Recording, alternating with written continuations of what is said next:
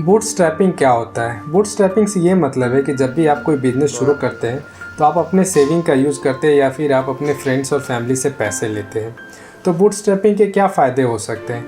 Bootstrapping की वजह से आप अपने बिज़नेस का पूरा मालिक होते हैं, बिज़नेस पे आपका पूरा कंट्रोल होता है और आप जो चाहे डिसीजन ले सकते हैं अपने बिज़नेस के लिए।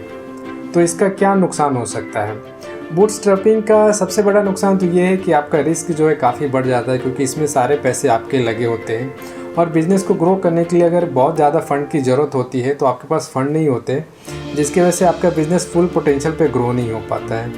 अगर दूसरा डिसएडवांटेज हम देखें तो बूटस्ट्रैपिंग में आपको इन्वेस्टर का फ़ंड, उनका नॉलेज और उनका नेटवर्क जो है आपको नहीं मिल पाता है, जिसकी वजह से आपका बिज़नेस थोड़ा स्लो ग्रो होता है।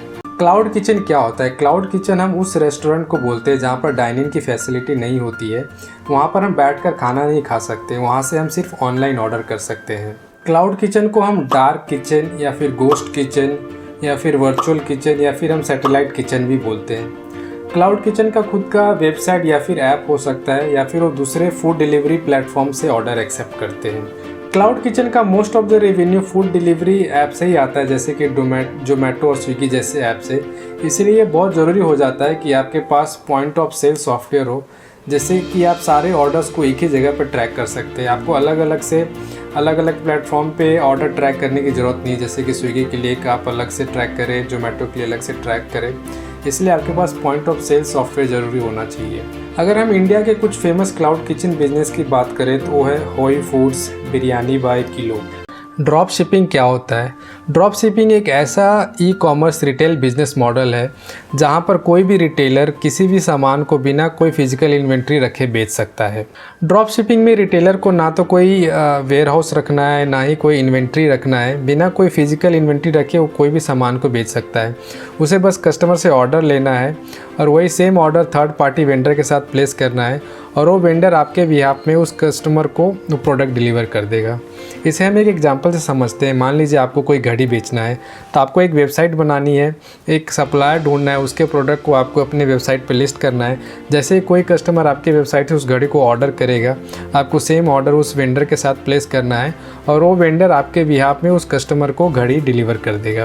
लॉस लीडर प्राइसिंग क्या होता है? लॉस लीडर प्राइसिंग का यूज़ करके आप अपने कुछ प्रोडक्ट्स को सस्ते या फिर लॉस में बेच सकते हैं, जैसे कि आप ज़्यादा कस्टमर को अट्रैक्ट कर सकें और फिर आप उन्हीं कस्टमर को आप अपने महंगे प्रोडक्ट बेच सकते हैं। इस स्ट्रेटजी का यूज़ करके आप नए मार्केट को पेनिट्रेट कर सकते हैं और अपनी सेल्स को बढ़ा सकते हैं। और आप इस स्ट्रेटजी का यूज़ करके आप अपने फुटफॉल्स को बढ़ा सकते हैं, कस्टमर के फुटफॉल को बढ़ा सकते हैं, जिसकी वजह से आपके ब्रांड की विजिबिलिटी बढ़ेगी और आपकी ब्रांड की पब्लिसिटी होगी। लेकिन इसके कुछ डिसएडवांटेज भी हो सकते हैं कि बहुत सारे कस्टमर ऐसे होते हैं जो आपके सिर्फ सस्ते प्रोडक्ट को खरीद कर चले जाते हैं और आपके महंगे प्रोडक्ट को नहीं खरीदते, जिसे कि हम चेरी पिकिंग भी कहते हैं। लेकिन फिर भी काफ़ी सारी कंपनीज लॉस लीडर प्राइसिंग का यूज़ करती है, जैसे कि जिलेट अपने रेजर को काफ़ी सस्ते में बेचती है, लेकिन ब्लेड जो कि बार बार यूज होता है उसे वो महंगे में बेचती है। बहुत सारे प्रिंटर कंपनी अपने प्रिंटर को सस्ते में बेचती है, लेकिन इंक को काफ़ी महंगे में बेचती है। बर्न रेट क्या होता है? बर्न रेट, जिसे कि हम नेगेटिव कैश फ्लो भी कहते हैं, इसका ये मतलब होता है कि कोई भी startup positive cash flow generate करने से पहले वो हर महीने अपने एक्सपेंस को कवर करने के लिए कितना पैसा खर्च करती है।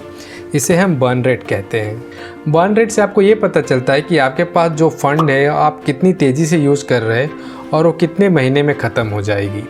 आपके पास जो फंड है वो ख़त्म हो जाता है, इसका ये मतलब है कि तब तक आपने या तो प्रॉफिट करना शुरू कर दिया है या तो फिर आपको एडिशनल फ़ंड की ज़रूरत पड़ेगी। मान लीजिए आपके बैंक में 10 लाख रुपए है और आप हर महीने 1 लाख रुपए खर्च करें, तो आपका बर्न रेट हो गया 1 लाख और आप इस पैसे को 10 महीने में ख़त्म कर देंगे। चर्न रेट क्या होता है?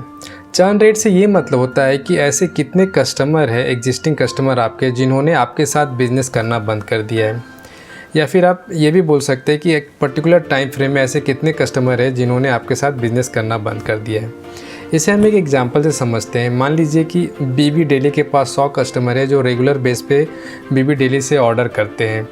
तो ऐसे कितने कस्टमर है जिन्होंने बीबी डेली से ऑर्डर करना बंद कर दिया है, उसे हम चर्न रेट कहते हैं। आपका ग्रोथ रेट आपके चर्न रेट से ज़्यादा होना चाहिए। इसका ये मतलब है कि आपके साथ जो नए कस्टमर जुड़ रहे हैं उसका रेट ज़्यादा होना चाहिए कंपेयर टू ऐसे कस्टमर जो आपका बिजनेस छोड़कर जा रहे हैं। चर्न रेट से आपको ये पता चलता है कि आप अपने कस्टमर को कितने अच्छे से रिटेन कर पा रहे, जिससे ये आपको पता चलता है कि आपके प्रोडक्ट और सर्विस की क्वालिटी कितनी अच्छी है। और ऐसे बिजनेस कॉन्सेप्ट को जानने के लिए हमारे चैनल को ज़रूर सब्सक्राइब करें।